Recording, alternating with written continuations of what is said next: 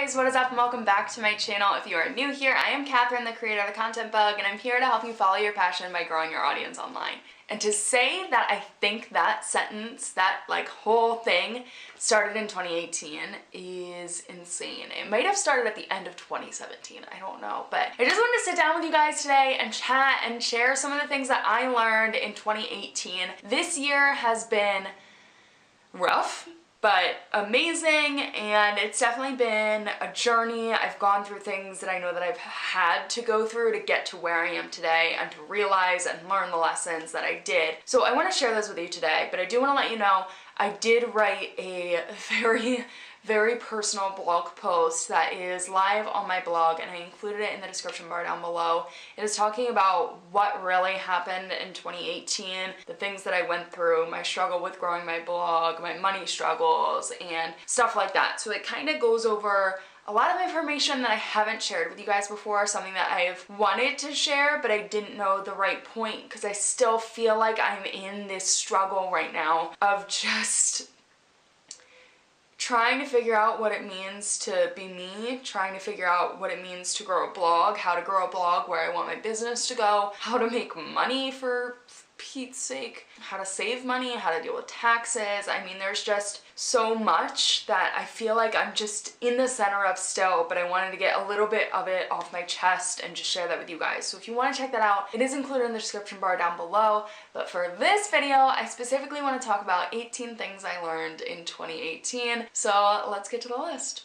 One of the most important lessons I think I learned this year, honestly, I learned so many, so I don't know if this is the most important, is that being in your office or being at your desk or being at your computer, whatever it is, does not mean that you are always being productive. It doesn't mean that you're always working, and it can actually be a waste of time. This year, I really learned to be a bit more intentional with my time, a bit more intentional with how I spend my time in my office, because I would spend, honestly, 8 a.m. to 8 p.m. in my office some days, and that would mean eating at my desk 3 times a day. And when I was in there, I wasn't strictly working. I was doing other stuff. I was watching YouTube videos. I was scrolling through social media. You know, I was just kind of like wasting some time here and there. So making my office a strict workplace was something that I definitely had to learn.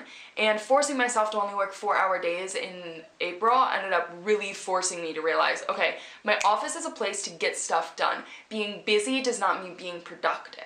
How much you work doesn't equal your success. This is another thing that I learned in April, and this was something that I definitely needed to learn because I thought that other people viewed me in a sense of how much I worked equaled how successful I was, or how successful I was going to be. Or even if I wasn't successful at this point, it meant that I had something coming, or that I was at least trying my hardest. But putting your self-worth and putting your success in relation to how many hours you work, how hard you hustle, it's not healthy. And I had to realize that was just not healthy, and how much you work really does not equal your success. It's kind of how smart you work and what you are able to get done. And honestly, there's so many different things that go behind creating your own success, but it is not the amount of hours that you put into work. No way.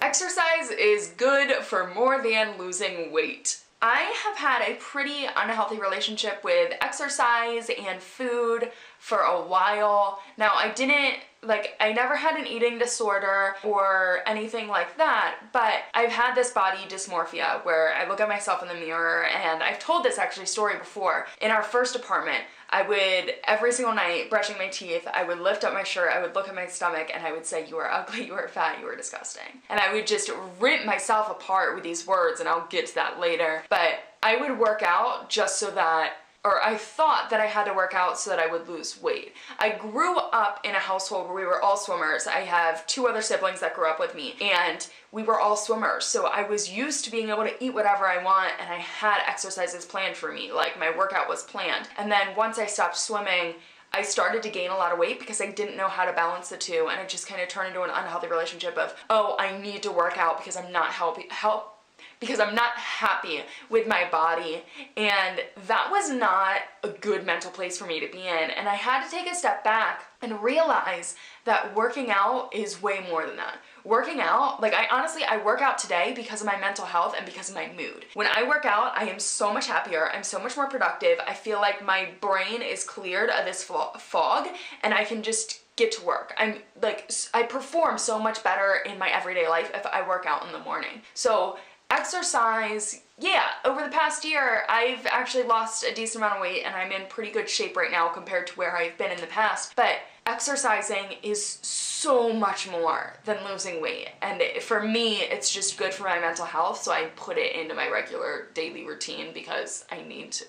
The next one is about my tattoo right here, and that is to live your life for you and no one else. And this hit me hard this year, so hard. I have been wanting this tattoo for a while. If you know the story behind it, I started writing "for me" on my body when I was actually in high school, and it was just a reminder to not, well, I did it for swimming, so it was a reminder to not swim for like my teammates or my coach or my parents. It was to swim for myself and to do it for myself and have fun.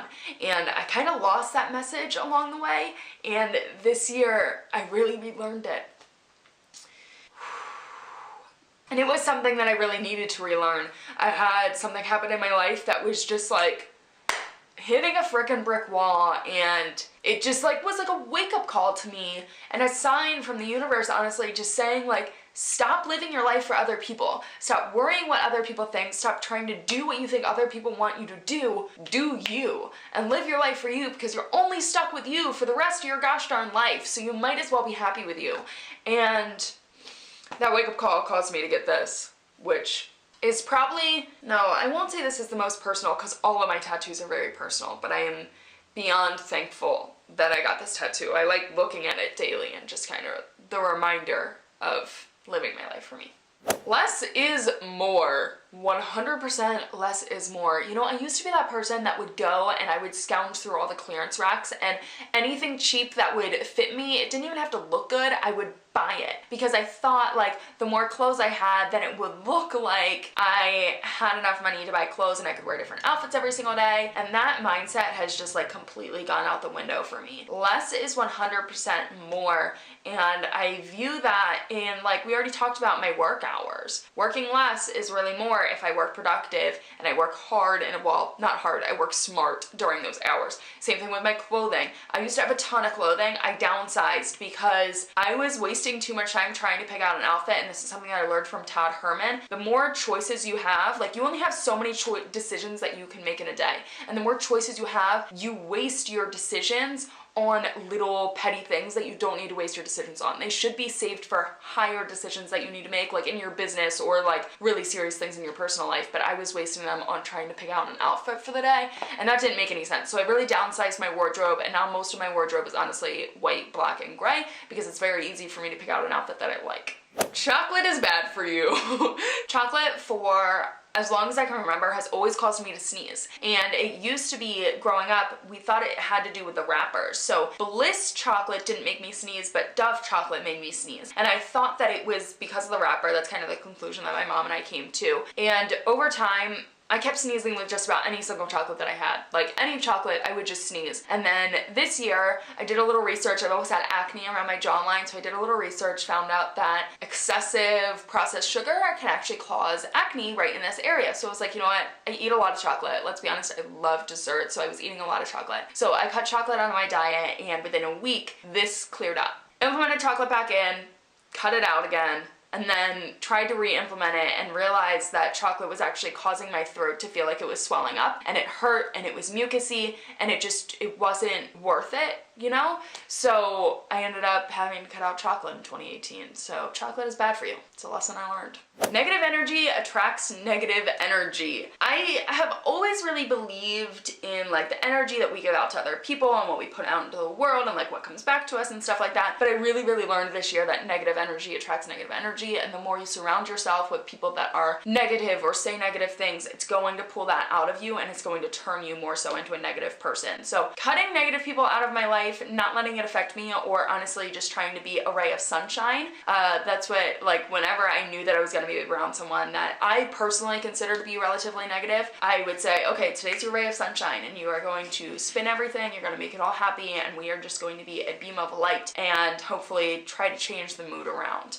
What you consume, or what you allow yourself to consume, is the person that you become. For a while, I was following a ton of people on Instagram, a ton of people that I honestly didn't care about, to be like completely frank. I just didn't even know them. I didn't know their personality. I was just liking their pictures, or some of them I was just following so that I had follow in return. And this year I realized that through comparison and through like really Instagram and following all those people, I realized that what I allow myself to consume content-wise dramatically impacts who I am and the person that I am being. So I fell into a rut of comparison where I was following a few people in my industry around like the same age as me, trying to do what I'm doing, and I would see them succeeding and I would get very upset. And I would be like, okay, how can I create content more like them? How can I be more like them? They are doing this, this, this. Like, how can I somehow work that into my business plan? And I just realized that it was so freaking unhealthy, and I unfollowed, I think, 1,500 people off Instagram. I'm not sure if that's the right number, maybe it was like 1,300, but it was over 1,000 people I unfollowed on Instagram, and it was so healthy for me. Now I only let the people affect me, or I only consume the content that I want to affect me. So I actually unfollowed a lot of personal people in my life because I don't want their content to affect me. I unfollowed a lot of people in like the business world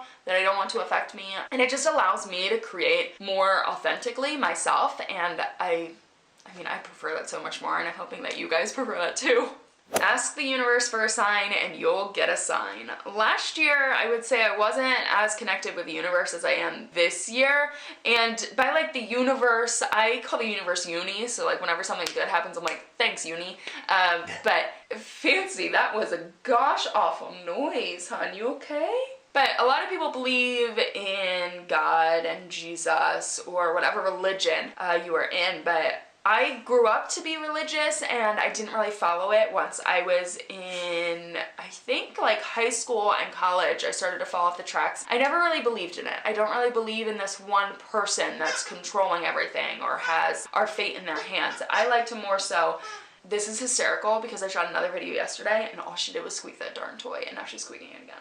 But I believe more so in like everything happens for a reason, and the universe just as a whole has a general understanding of what's going to happen, and I don't really control much. The universe does, and if anything good happens to me, it's the universe. If anything bad happens to me, it's a sign that I'm off track on something. So I believe in the universe, and this year I really kind of talked a lot to the universe, just kind of open-ended, and I asked for a lot of signs. I asked for a lot of help, and I asked for a lot of guidance along the way, and I asked the universe for a sign one night. I was struggling with something, a decision that I had to make. I asked the universe for a sign, and the next day, it was that brick wall that I was talking about. I got my sign. So I'm here, and I'm learning to trust more in the universe and something so much greater than myself. This one's almost a joke, but I'm good at Pinterest. I learned that in 2018. I thought that my career, freelancing-wise, was going to be as a content writer. I'm not that great of a content writer for other people, but what I am good at is Pinterest. I know how to work the platform, I know how to help others grow, and I have done it for myself, and now I do it for my clients. So learning that I was good at Pinterest, taking a step back and realizing, wait, this is a service that I can provide to people, that was pretty impactful in my year in 2018. I mentioned this a little bit before, but the way you talk to yourself creates your reality. And that's 100% true, especially with like my money situation and my views on myself, my self-confidence and stuff like that. It has been dramatically affected just by understanding the way that I was speaking to myself, not even out loud, just like in my mind.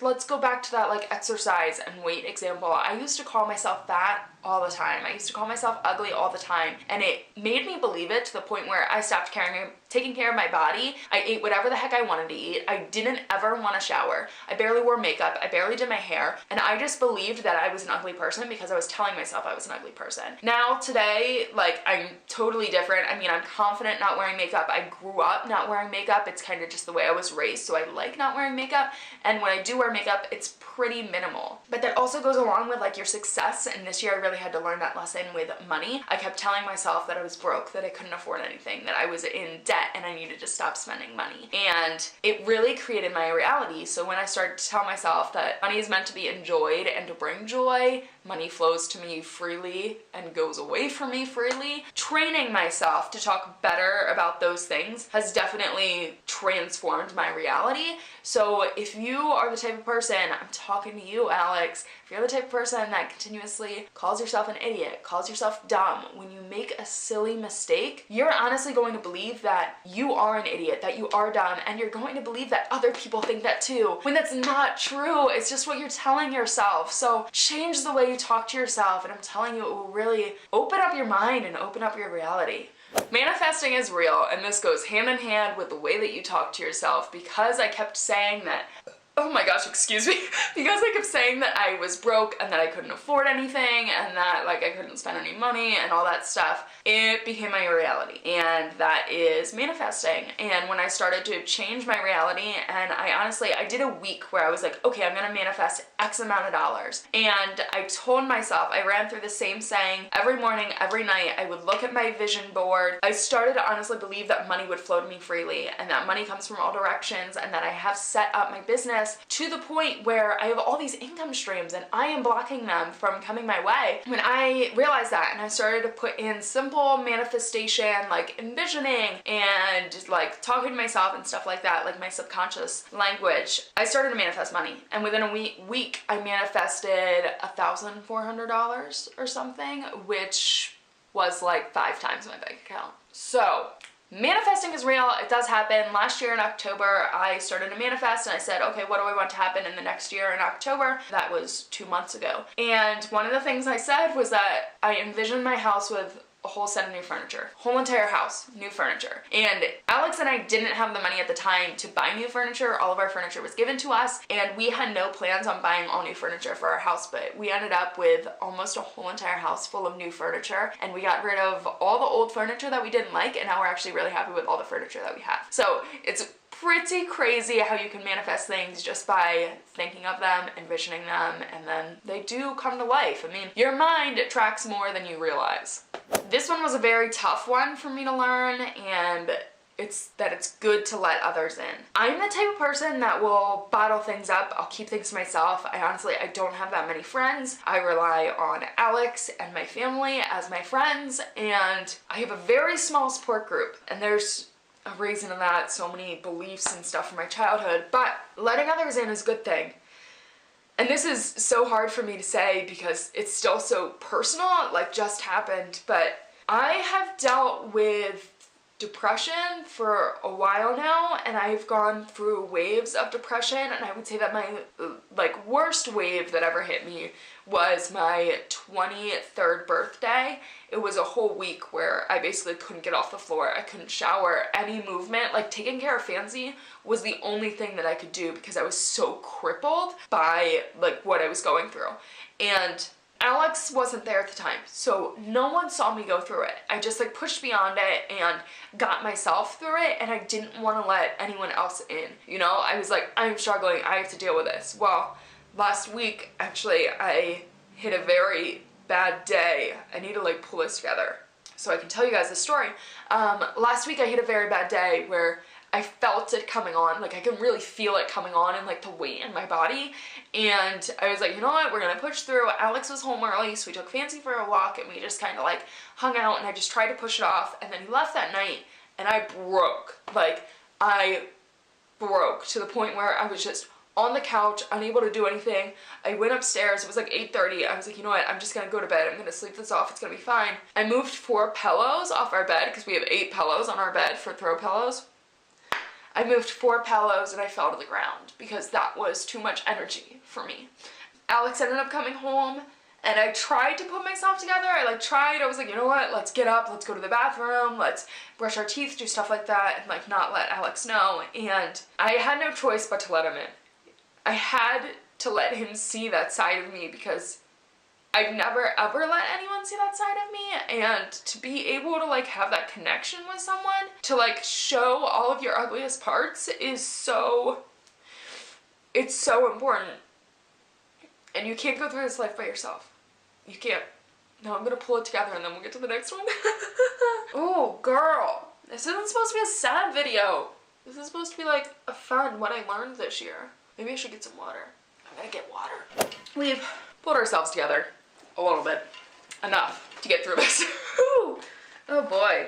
The next one. God, why do I make all of these so deep? Happiness comes from within. You can't expect to get happiness from other people. You can't expect other people to make you happy. If you are unhappy with yourself deep down, you're going to be unhappy. So happiness has to come from within. You have to be at a good place with yourself in order to really receive that happiness. And also, happiness is a choice. We'll make that a twofold because it definitely is. If you are sad, you do not have to stay sad. You can choose happiness. You can choose joy, and I challenge you to do so.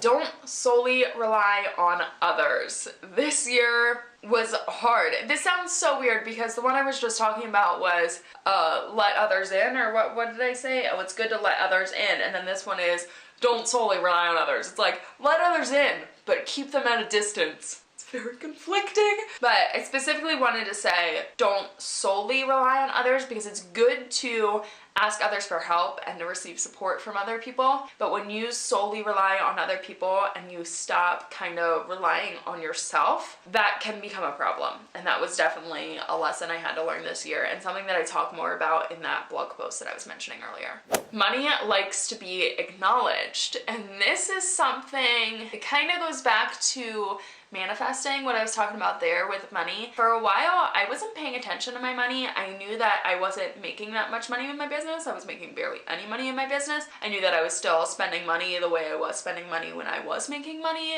with my full-time job, but I just wasn't paying attention to it at all. I would check it once a month, and that day, which was typically like the 20th or the 21st, I would just let it like weigh me down so much because it was like a smack in the face of how much debt I had compared to how much money I had in my bank account. And that was not very healthy, so I ended up making a rule for myself where I had to check my bank account and my credit card statement every single day. Every single morning before I got to work, I had to check those. I had to see where my money was coming from. If it was coming in, so if I landed like an affiliate sale or if I made good money with my ads, I would celebrate. I would do a victory lap around the house. I would like scream and like be excited. And I was just starting to appreciate money and pay attention to it. When I wasn't paying attention to money, it wasn't flowing my way, but once I started to pay attention to it, I started to make more money. And you could say that it's for a lot of reasons, but I'm gonna say money likes to be acknowledged. We are getting to the last two, so for number 17, you have to believe in yourself. Looking for others to believe in you as your source of validation, it's not worth it. And it's not going to get you very far. For a while, I thought that I didn't need anyone to believe in me. You know, I was like, you know what, I believe in myself and that's all that matters. But really what was going on in my head was that was something blocking me from realizing that I only wanted others to believe in me. I feel like my parents don't believe in me. I feel like I felt like my parents didn't believe in me. I felt like Alex didn't believe in me. And those are people that mean a lot to me. And they really affect my reality. So when I got to a point where I was like, oh my gosh, they don't believe in me, and I was like so stubborn, and I was like, you know what, but that doesn't matter because I believe in me and blah, blah, blah, blah, blah. It ended up being so toxic for me because I didn't truly believe in me. I was looking for their validation to believe in me, to continue doing what I was doing and to really like go through full throttle in my business. So when I realized that like I have to believe in me and that's really all that freaking matters, that was a huge wake-up call and something that I definitely needed to learn in 2018.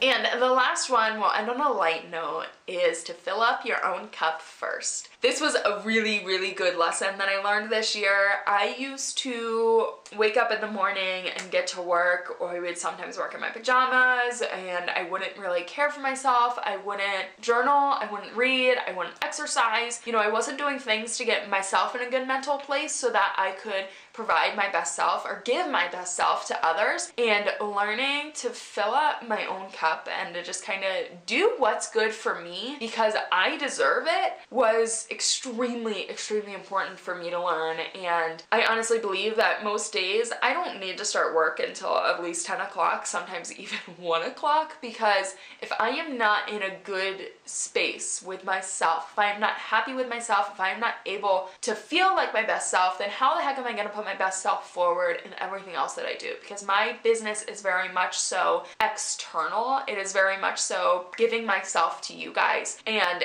if I can't give my best self to me, how can I give my best self to you guys? So I hope that that makes sense, but fill up your own cup first. Take care of yourself, take care of your health and your mental health, and it's going to reward you in so many freaking ways. So that is it for this video. I am so sorry that I cried and just kind of let it all out, but I think that even just writing this list and sharing it with you guys was a little bit therapeutic to me, and realizing that this year has been so transformative, and I consider 2018 my year of transformation. I didn't really realize that until I wrote that blog post. I was talking about it and I was like, this is 100% my year of transformation. I learned so much. And personally, I transformed. I don't think my business transformed that much. I think my business just kind of like coasted this year. And I'm okay with that because everything happens for a reason, and I clearly needed to go through this year for some reason. And hopefully this is kind of one of those, you know, like when you're a growing kid and you have a growth spurt and then you gain a little weight and then you have a growth spurt and you're like in, out as you like shooting up. I think that's what this is for my business, you know? I was growing personally, but my business was staying consistent, and I'm hoping that next year my business grows and maybe I grow a little bit with it. That would be ultimately the goal, is to continue growing, to continue developing and becoming the best person that I can be, because really that's the whole reason why I started this blog. That's the whole reason why I started this journey, was to transform myself and create a life that I actually love. And thank you guys for following, for supporting me this year. If you like this video, please give it a thumbs up and make sure that you subscribe to my channel. It really does help me grow, and I'm trying to get over 1,000 subscribers. That would be freaking awesome, but at this point I'm just so thankful for every one of you for supporting my journey. For those of you who have signed up for my email list or bought any of my paid products, freaking thank you. You guys really mean the world to me. You have been helping me along this journey every step of the way, and I'm so grateful that you're allowing for me to have some sort of impact on your life. That's huge, and that's a blessing. So thank you. I hope you guys had an amazing year. Let me know some of the lessons you learned down below. If you guys have a blog, please include it down below. I want to check you guys out. I love showing you extra support on Instagram, leaving comments on your blog posts, whatever it is. And I will see you guys in 2019. That's crazy. This year's over. Okay. 2019, here we come.